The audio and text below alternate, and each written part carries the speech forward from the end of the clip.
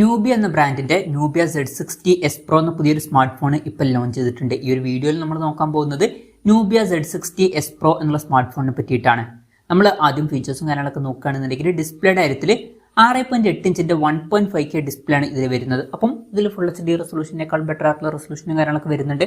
OLED പാനലാണ് ഇതിൽ ഉപയോഗിച്ചിരിക്കുന്നത്. പിന്നെ ഫ്ലാറ്റ് ആയിട്ടുള്ള ഡിസ്പ്ലേയും കാര്യങ്ങളൊക്കെയാണ് ഇതിൽ വരുന്നത്. പഞ്ചോൾ ഡിസൈൻ കൊടുത്തിട്ടുണ്ട്. പഞ്ചോൾ വരുന്ന ടോപ്പ് സെന്റർ ഭാഗത്തായിട്ടാണ്. 120 ഹെർട്സിന്റെ റിഫ്രഷ് റേറ്റും കാര്യങ്ങളൊക്കെ ഇതിൽ സപ്പോർട്ട് ചെയ്യുന്നുണ്ട്. പിന്നെ 1000 ഹെർട്സിന്റെ ഇൻസ്റ്റന്റ് ടച്ച് സാമ്പിളിംഗ് റേറ്റ് എന്നുള്ള ഫീച്ചറും ഇതിൽ വരുന്നുണ്ട്. 10-bit ഡിസ്പ്ലേ പോലുള്ള ഫീച്ചേഴ്സ് ഒക്കെ വരുന്നുണ്ട്. പീക്ക് ബ്രൈറ്റ്നസ് വരുന്നത് 1200 നിറ്റ്സ് ആണ്. പിന്നെ 2160 ഹെർട്സിന്റെ PWM ഡിമ്മിംഗ് എന്ന ഫീച്ചറും ഇതിൽ വരുന്നുണ്ട്.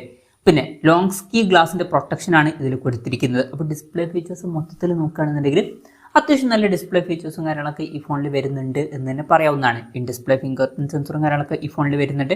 പിന്നെ ഈ ഫോണിന്റെ ഒരു ബ്ലാക്ക് കളർ വേരിയന്റും വൈറ്റ് കളർ വേരിയന്റും അതുപോലെ തന്നെ അക്വ കളർ വേരിയന്റും ആണ് ഇപ്പോൾ ലോഞ്ച് ചെയ്തിരിക്കുന്നത്. ഇനി പ്രോസസറിന്റെ കാര്യത്തിലോട്ട് വരികയാണെന്നുണ്ടെങ്കിൽ സ്നാപ്ഡ്രാഗൺ 8 Gen 2 എന്ന പ്രോസസർ ഇതിൽ കൊടുത്തിട്ടുണ്ട്. ഇത് ലേറ്റസ്റ്റ് ആയിട്ടുള്ള ഫ്ലാഗ്ഷിപ്പ് പ്രോസസർ ഒന്നുമല്ല, കഴിഞ്ഞ കൊല്ലത്തെ ഫ്ലാഗ്ഷിപ്പ് പ്രോസസറാണ്. എന്നാലും നല്ലൊരു പ്രോസസറൊക്കെ തന്നെയാണ്. പിന്നെ ചൈനീസ് മാർക്കറ്റിൽ ഈ ഫോൺ ഏകദേശം 34,500 രൂപ പ്രൈസ് റേഞ്ചിലും ഗ്ലോബൽ മാർക്കറ്റിൽ 47,600 രൂപ പ്രൈസ് റേഞ്ചിലായിട്ടാണ് ഈ ഫോണിൽ ലോഞ്ച് ചെയ്തിരിക്കുന്നത്. അപ്പം ആ ഒരു പ്രൈസ് റേഞ്ചിൽ സ്നാപ്ഡ്രാഗൺ 8 Gen 3 എന്ന പ്രോസസർ തന്നെ ഉണ്ടായിരുന്നെങ്കിൽ കുറച്ചും കൂടി നന്നായേനെ. എന്നാലും തരക്കേടില്ലാത്തൊരു പ്രോസസറും കാര്യങ്ങളൊക്കെ ഇതിൽ വരുന്നുണ്ട് എന്ന് തന്നെ പറയാവുന്നതാണ്. 5G സപ്പോർട്ടും കാര്യങ്ങളൊക്കെ ഇതിൽ വരുന്നുണ്ട്.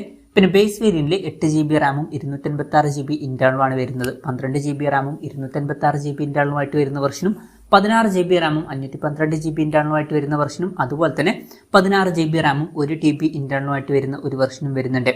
LPDDR5X റാമും UFS 4.0 സ്റ്റോറേജ് ടൈപ്പും കാര്യങ്ങളൊക്കെ ഇതിൽ വരുന്നുണ്ട്. പിന്നെ എടുത്തു പറയേണ്ട ഒരു കാര്യം, ഇതിൽ 2-way സാറ്റലൈറ്റ് കമ്മ്യൂണിക്കേഷൻ എന്നുള്ള ഫീച്ചർ വരുന്നുണ്ട്. അതായത് സിമ്മിന്റെ റേഞ്ച് ഒന്നും ഇല്ലാതെ നമുക്ക് സാറ്റലൈറ്റ് വഴി കമ്മ്യൂണിക്കേറ്റ് ചെയ്യാൻ കഴിയുന്നതായിരിക്കും. സ്റ്റീരിയോ സ്പീക്കേഴ്സും കാര്യങ്ങളൊക്കെ ഈ ഫോണിൽ വരുന്നുണ്ട്. 3.5mm ഓഡിയോ ജാക്ക് ഈ ഫോണിൽ കൊടുത്തിട്ടില്ല. Android 14 ബേസ് ആയിട്ടുള്ള MyOS സോഫ്റ്റ്വെയർ ആണ് ഇതിൽ വരുന്നത്. ക്യാമറയുടെ കാര്യത്തിലോട്ട് വരികയാണെന്നുണ്ടെങ്കിൽ ട്രിപ്പിൾ ക്യാമറ സെറ്റപ്പ് ഫോണിന്റെ പിന്നിൽ കൊടുത്തിട്ടുണ്ട്. 50 മെഗാ പിക്സലിന്റെ സോണി IMX 906 മെയിൻ ക്യാമറ സെൻസറാണ് ഇതിൽ വരുന്നത്. OSന്റെ സപ്പോർട്ട് വരുന്നുണ്ട്. സെൻസർ സൈസ് വരുന്നത് 1/1.56 ഇഞ്ചാണ്. പിന്നെ 50 mega pixel ultra wide angle lens വരുന്നുണ്ട്. ഇതിന്റെ ഫീൽഡ് ഓഫ് വ്യൂ വരുന്നത് 120 ഡിഗ്രിയാണ്. മൂന്നാമത് 8 മെഗാ പിക്സൽ ഒരു ടെലിഫോട്ടോ ലെൻസും വരുന്നുണ്ട്. ഇതിൽ OSന്റെ സപ്പോർട്ടൊക്കെ വരുന്നുണ്ട്. പിന്നെ ഫ്രണ്ടിൽ 16 മെഗാ പിക്സൽ സെൽഫി ക്യാമറ ആണ് വരുന്നത്.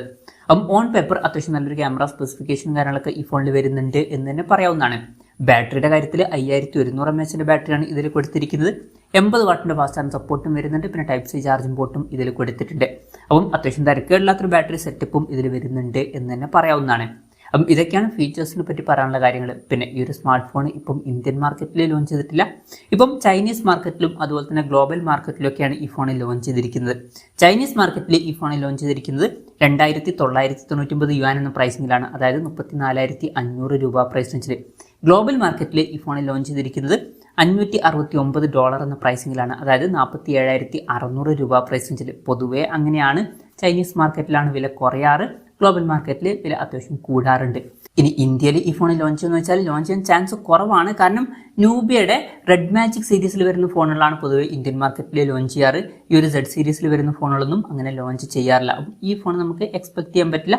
ഗ്ലോബൽ മാർക്കറ്റിലും ചൈനീസ് മാർക്കറ്റിലൊക്കെ തന്നെ ആയിരിക്കും ഈ ഫോൺ അവൈലബിൾ ആയിരിക്കുക. ഗൾഫ് രാജ്യങ്ങളിലൊക്കെ ഈ ഫോൺ പിന്നീട് ലോഞ്ച് ചെയ്തേക്കാം. അതുപോലെ തന്നെ യൂറോപ്യൻ കൺട്രീസിലൊക്കെ ലോഞ്ച് ചെയ്യുന്നതായിരിക്കും.